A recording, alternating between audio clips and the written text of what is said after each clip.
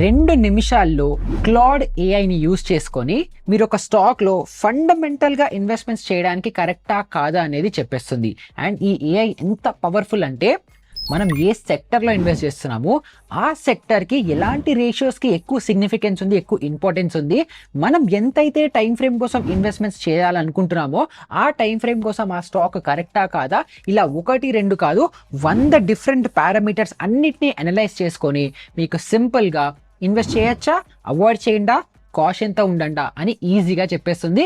And దీన్ని చేయాలంటే exact step by step process ఏంటో మనం ఈ వీడియోలో తెలుసుకుందాం.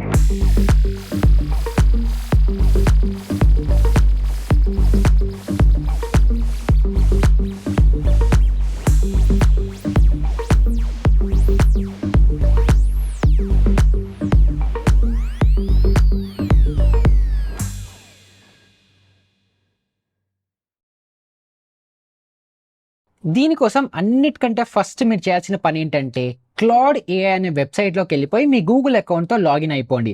లాగిన్ అయిన తర్వాత నేను మీకు డిస్క్రిప్షన్లో ఒక లింక్ ఇస్తాను. దేంది మన ప్రాంప్ట్ ఏదైతే మనం క్లాడ్లో యూజ్ చేసే ప్రాంప్ట్ ఉంటుందో దాని డీటెయిల్ లింక్ ఇస్తాను. సో మీరు సింపుల్గా ఆ లింక్ మీద క్లిక్ చేస్తే ఇలాంటి ఒక వెబ్సైట్ మీకు ఓపెన్ అవుతుంది. సో ఇక్కడ మీకు వస్తే ఇక్కడ కాపీ అని ఉంది కదా, దీని మీద మీరు సింపుల్గా కాపీ చేసి క్లాడ్ ఏఐలో పేస్ట్ చేసేసుకోవాలి. సో మీరు క్లాడ్ ఏఐలో ఎప్పుడైతే పేస్ట్ చేస్తారో మీకు ఇలా ఒక డీటెయిల్డ్ ప్రాంప్ట్ 300 లైన్స్ ప్రాంప్ట్, ఇది మొత్తం డీటెయిల్డ్గా ఏమేమి పారామీటర్స్ ఉండాలి, ఏమేమి ఉండాలి అన్ని నేను ఇన్పుట్ చేసేసాను. సో మీరు కొంచెం కిందకు వస్తే ఇక్కడ first overview, valuation, growth, health, returns, peer comparison, ownership, ఇంకా ఫైనల్గా ఈ స్టాక్ మీకు మంచిదా కాదా అని చెప్పి అనాలిసిస్ అండ్ వర్డిక్ట్ కూడా ఇచ్చేస్తుంది. సో దీంట్లో ఫస్ట్ మొత్తం డేటా మొత్తం అది ఫస్ట్ ఇన్పుట్ తీసుకుంటుంది. ఇది చూడండి, current market price, 52 week high low rates అవ్వచ్చు, market capitalization, face value, revenues అవ్వచ్చు, నెట్ ప్రాఫిట్స్ అవ్వచ్చు, మార్జిన్స్ అవ్వచ్చు, మళ్ళీ డెట్ టు ఈక్విటీ రేషియోస్ అవ్వచ్చు, లేకపోతే నార్మల్ పీఈ రేషియోస్ అవ్వచ్చు, ఎఫ్ఐడిఐ హోల్డింగ్స్ అవ్వచ్చు, ఇలాంటివి రకరకాల మల్టిపుల్ ఫ్యాక్టర్స్ అన్ని కూడా ఫస్ట్ డేటా మొత్తాన్ని ఇన్పుట్ చేసుకుంటుంది. ఎక్కడి నుంచి? గూగుల్ నుంచి అవ్వచ్చు, స్క్రీనర్ టూల్స్ నుంచి అవ్వచ్చు, డేటా మొత్తం ఇది ఇన్పుట్ చేసుకుంటుంది. తర్వాత ఇది ఏ స్పెసిఫిక్ సెక్టర్లోది, ఇప్పుడు సపోజ్ మీరు హెచ్డిఎఫ్సి బ్యాంక్ ఇచ్చారనుకోండి, అది ఏ సెక్టర్లో స్టాకు? బ్యాంకింగ్ సెక్టర్లో స్టాకు. లేదు మీరు ఐటీసీ ఏదైనా ఇచ్చారనుకోండి, అదేంటి? ఎఫ్ఎంసీజీలో స్టాకు. సో లేకపోతే మీరు మేబీ ఒక ఇండిగో స్టాక్ ఇచ్చారనుకోండి, అదేంటి?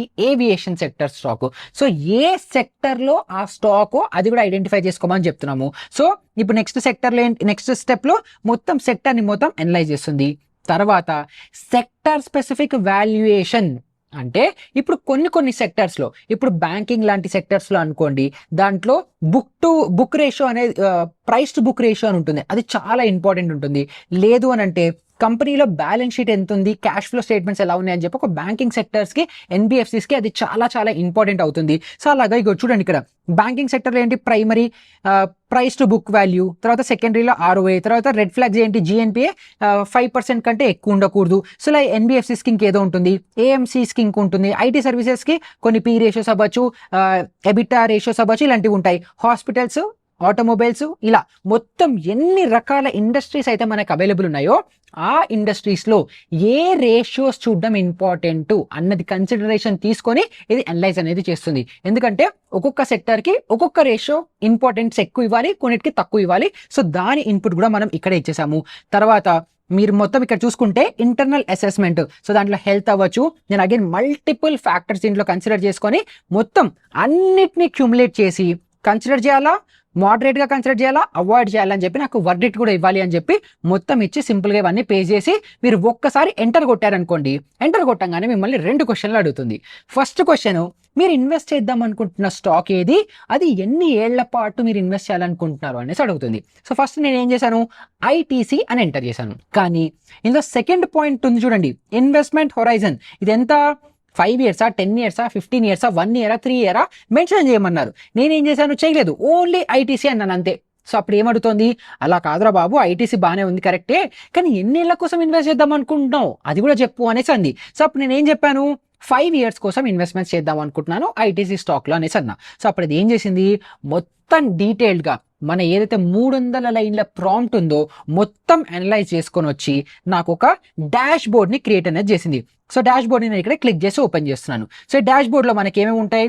ఫస్ట్ ఓవర్ వ్యూ ఉంటుంది, వాల్యుయేషన్స్ ఉంటాయి, growth, health, returns, peer comparison, ownership, view, మొత్తం అన్ని ఇలా మనకు ఒక డీటెయిల్డ్ డాష్ బోర్డ్ అనేది రెడీ అయిపోతుంది. సో అన్నిటికంటే నాకు అసలు సోదంతా ఏం అవసరం లేదు, ఎస్ నో మేబీ ఈ ఆన్సర్ వస్తే నాకు చాలు అన్న వాళ్ళు ఉంటారు చూడండి, వాళ్ళు ఏం చేయొచ్చు, సింపుల్గా డైరెక్ట్గా వచ్చి ఈ వ్యూ మీద మీరు క్లిక్ చేయండి. చేస్తే ఇక్కడ ఏముంది, moderate horizon 5 years, ITC offers strong balance sheet, excellent ROI, attractive dividend yield.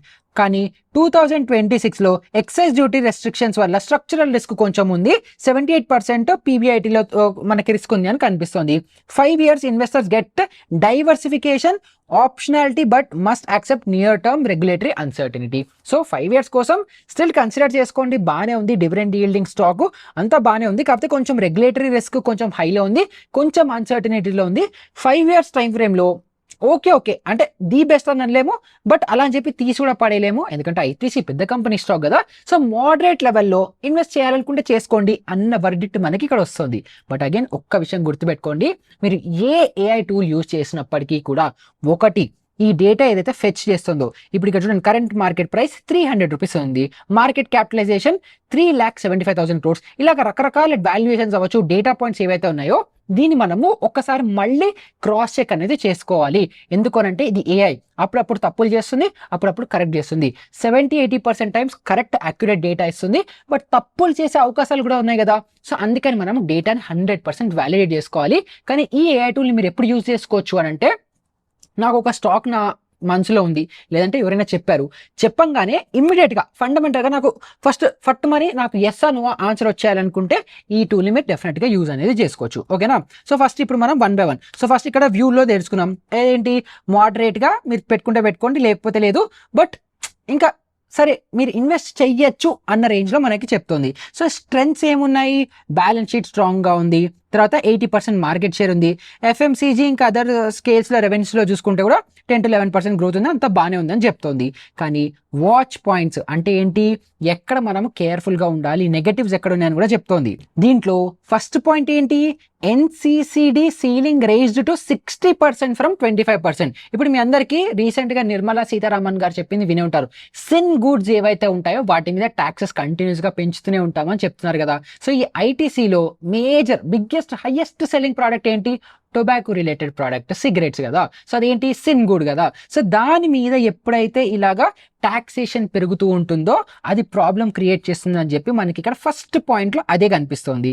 తర్వాత ఇది చూడండి, revenue CAGR 3 years stand alone slow to nearly 3%. అంటే ఏంటి, మనకి రెవెన్యూ గ్రోత్ ఏదైతే ఉంటుందో 3 year టైం ఫ్రేమ్లో కూడా చూసుకుంటుంటే కొంచెం స్టాగ్నెంట్ అవుతుంది, కన్సాలిడేట్ అవుతుంది, అంత అగ్రెసివ్ గ్రోత్ మనకి కనిపించట్లేదు సేల్స్లో అని చెప్పి మనకి ఇక్కడ కనిపిస్తుంది. తర్వాత 1 thing to track, quarterly cigarette volume data, any decline exceeding 5% year-on-year would confirm that February price hike is destroying demand. So ఏమంటుంది, ఇప్పుడు ఫిబ్రవరి మార్చ్ అయిపోతుంది కాబట్టి ఇప్పుడు ఒకవేళ సిగరెట్ సేల్స్ చూడండి, ఒకవేళ సిగరెట్ సేల్స్ వాల్యూమ్స్ కనుక పడిపోతున్నాయని అనుకుంటే ఏదైతే ఈ ఎన్సీసీడీ సీలింగ్ ఉందో దీనివల్ల యాక్చువల్గా రెవెన్యూ మీద ఇంపాక్ట్ ఉంది, దానికి కంపెనీ ఏం చేయలేకపోతుంది అని చెప్పి మనం అబ్జర్వ్ చేసుకోవచ్చు అని చెప్పి కూడా 1 thing ట్రాక్లో చెప్పేసింది.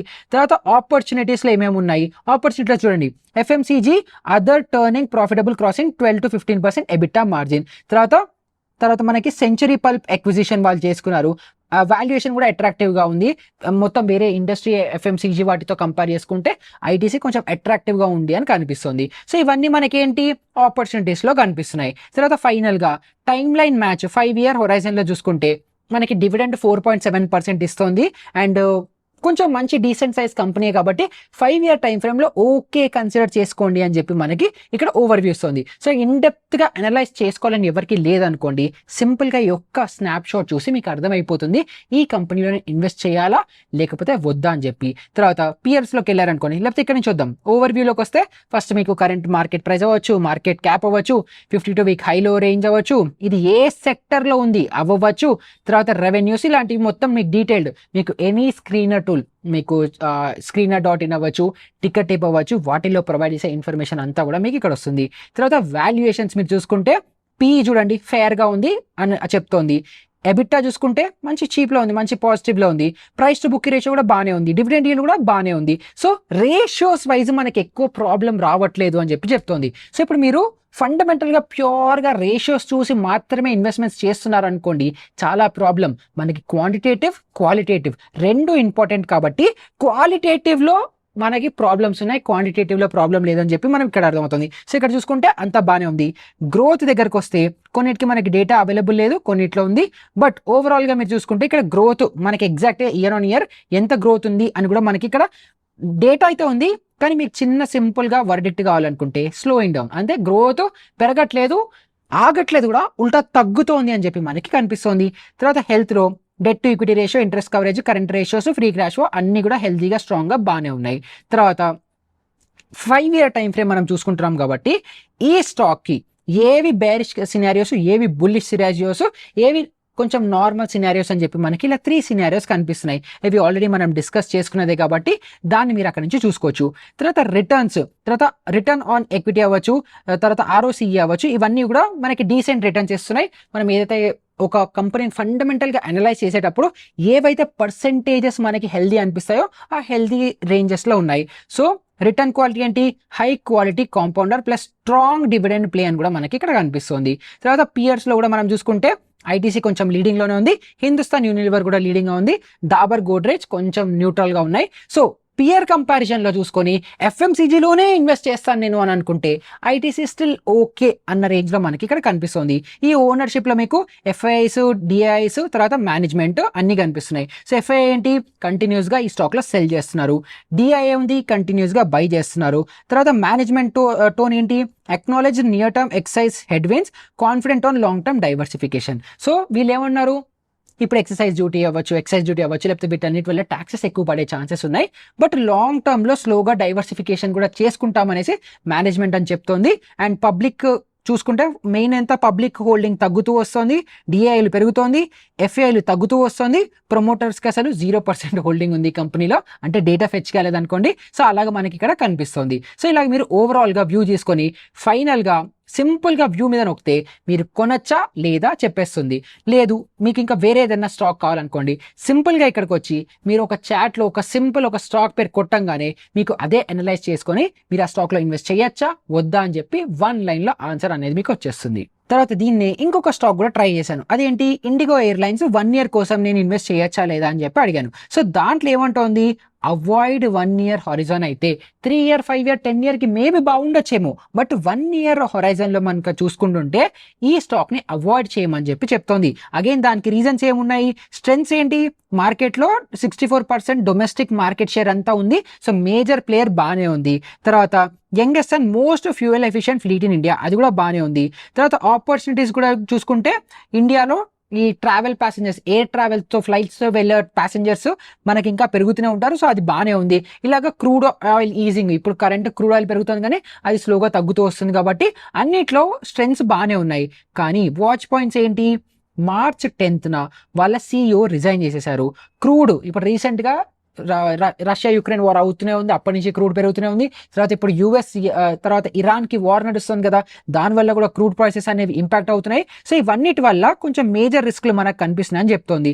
సో క్రూడ్ ఆయిల్ పెరగడం వల్ల, తర్వాత ఇప్పుడు కాన్ఫ్లిక్ట్ ఏదైతే జరుగుతుందో దానివల్ల, అండ్ CEO రిజైన్ చేయడం వల్ల షార్ట్ టర్మ్ అన్సర్టనిటీ ఎక్కువ ఉంది. కాబట్టి 1 year టైం ఫ్రేమ్లోకి మనకి ఏదైతే ఇండిగో ఉందో ఇది ఎగ్జాక్ట్గా మ్యాచ్ అవ్వట్లేదు అని మనకి ఇక్కడ చెప్తాం. చూడండి, timeline match for 1 year. Indigo is a structurally strong business, but it is in the wrong kind of stock for 1 year holding period right now.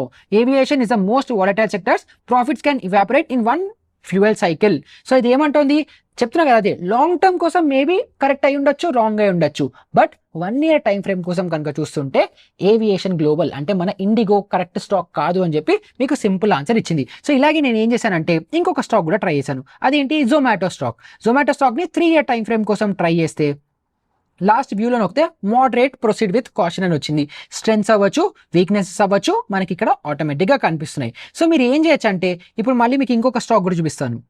ఇదేది, ఫెడరల్ బ్యాంక్ కూడా చూసుకుంటే స్ట్రాంగ్ వ్యూలో consider 10-year time frame strong 100% మీరు invest చేయొచ్చు అన్న రేంజ్లో చెప్తోంది. But again AI చెప్పింది 100%గా ఎప్పుడు తీసుకోవద్దు. మన ఓన్ అనాలిసిస్ చేసుకొని మన ఫినాన్షియల్ అడ్వైస్ తీసుకొని ఆ తర్వాత మనం ఇన్వెస్ట్మెంట్స్ అనేవి చేయాలి. సో ఇప్పుడు దీనికి కూడా ఓవరాల్గా గుడ్ ఏంటి, బ్యాడ్ ఏంటి, ఆపర్చునిటీస్ ఏంటి, రిస్క్లు ఏంటి అన్నీ మనకు డీటెయిల్గా వస్తాయి. కాబట్టి మీరు ఏ స్టాక్ మీకు వచ్చినా కూడా సింపుల్గా డిస్క్రిప్షన్లో ఉన్న లింక్తో ఒక ప్రాంప్ట్ వస్తుంది. ఆ ప్రాంప్ట్ని మొత్తం క్లాడ్లో కాపీ పేస్ట్ చేసి సింపుల్గా ఒక స్టాక్ పేరు ఇచ్చేయండి. ఆటోమేటిక్గా ఫండమెంటల్గా ఆ స్టాక్ ఉన్న సెక్టర్లో మీరు ఇన్వెస్ట్ చేద్దాం అనుకున్న టైం ఫ్రేమ్కి కరెక్టా కాదా అనలైజ్ చేసి సింపుల్ 1 లైన్ వర్డిట్ అనేది ఇచ్చేస్తుంది. ఇంత అమేజింగ్ టూల్ మీకు ఇంకెక్కడ దొరకదు. కాబట్టి వీడియో వాల్యుబుల్గా అనిపిస్తే మన వీడియో ప్రతి ఒక్కళ్ళకి చేరాలి కాబట్టి అందరితోనూ షేర్ చేయండి అండ్ ఛానల్ని సబ్స్క్రైబ్ చేయడం కూడా మర్చిపోకండి. అండ్ ఇలాంటిదే ఇంకొక మంచి ఏఐ రిలేటెడ్ వీడియోతో మళ్ళీ మీ ముందరకు వచ్చేస్తాను. అప్పటి వరకు గుడ్ బై.